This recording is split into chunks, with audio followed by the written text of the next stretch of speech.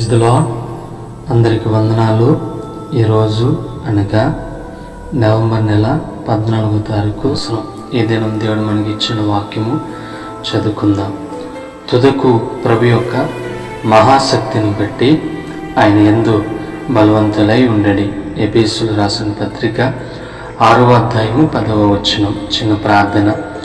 పరిశుద్ధుడా, ఘనమైన దేవా, నీ కొందనాలు తండ్రి, నీకు స్తోత్రాలు. మరొక దినం మీరు మాకు ఇచ్చిన దాన్ని బట్టి నీ కొందనాలు తండ్రి, నీకు స్తోత్రాలు. ఈరోజు మీరు మాకు ఇచ్చిన ఈ వాగ్దానం బట్టి అయ్యా తండ్రి, మేము ప్రార్థిస్తుండగా మా అందరితో మాట్లాడండి, మమ్మల్ని అందరినీ బలపరచు. యేసు ఘనమైన నామంలో అడుగుచున్నాము తండ్రి, ఆమేన్. ప్రియులారా, దేవుడు ఈరోజు మనకి ఇచ్చిన వాగ్దానం. దేవుడు మనతో మాట్లాడబోతున్నాడు.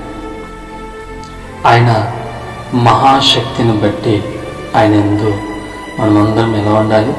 బలవంతులై ఉండాలి. నిజంగా దేవుని మహాశక్తి ఒక ఉన్నతమైనది. ప్రియులారా, ఆ శక్తిని బట్టి మనమందరం ఇప్పుడు మన సజీవులుగా ఉన్నాం. ఒక మాట మీతో నేను పంచుకోవాలనుకుంటున్నాను. ఏంటయ్యా ఆ మాట అంటున్నారా?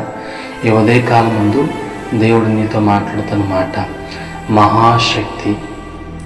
దేవుని శక్తిని బట్టి మనమందరము బలవంతులై ఉండాలి. దేవునికి స్తోత్రం కలుగును గాక.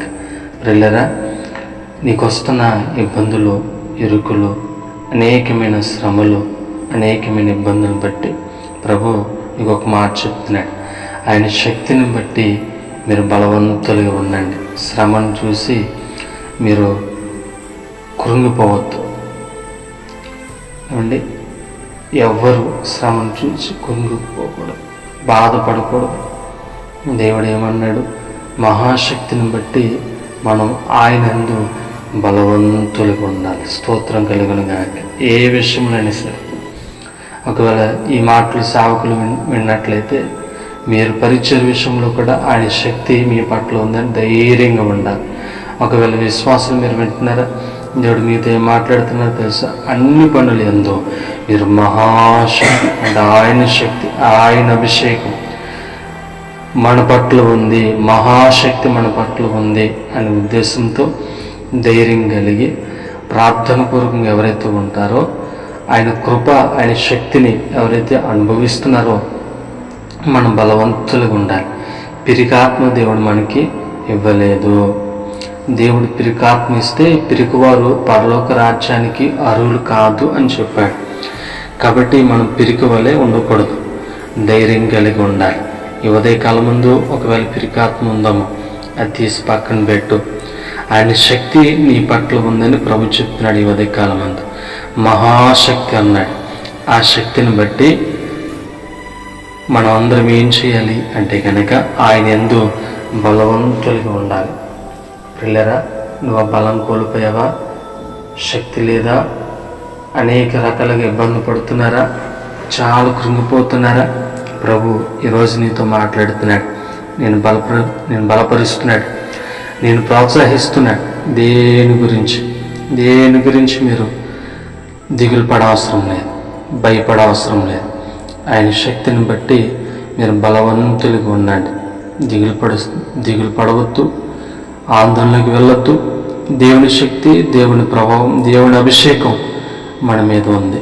ఇంకే విషయంలోనే మీరు కృంగిపోతున్నట్లయితే దేవుడు ఈరోజు నీతో మాట్లాడుతున్నారు కదా, ధైర్యం కలిగి ఉండండి. పిల్లరా, దేవుడు నిత్యము మనతో మాట్లాడే దేవుడు కదా.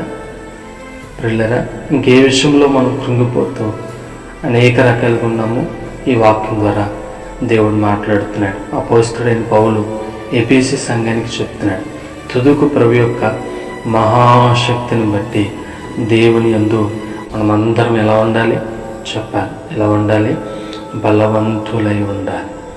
బలవంతులుగా ఎప్పుడైతే ఉంటామో దేవుడు మనల్ని అందరినీ ఆశీర్వదిస్తాడు, దీవెనకరంగా ఉంచుతాడు, మహిమకరంగా ఉంచుతాడు. అలా ధైర్యంగా ఉందాం. దేవుని యందు నిత్యము ధైర్యం కలిగి ఆయన శక్తిని పొందుకుంటూ, ఆయన బలాన్ని పొందుకుంటూ గొప్ప రీతిగా ఉన్నతమైన ప్రణాళికలో మనం ఖచ్చితంగా ఉందాం. దేవుడిచ్చే గొప్ప కార్యాలను బట్టి మనం ఎదురు చూద్దాం. ఆయన శక్తిని పొందుకోవడానికి, ఆయన బలము పొందుకోవడానికి సిద్ధంగా ఉన్నారు కదా. అటువంటి కృప దేవుడు మనందరి జీవితంలో అనుగ్రహించునుగాక. ఆమె ప్రార్థన.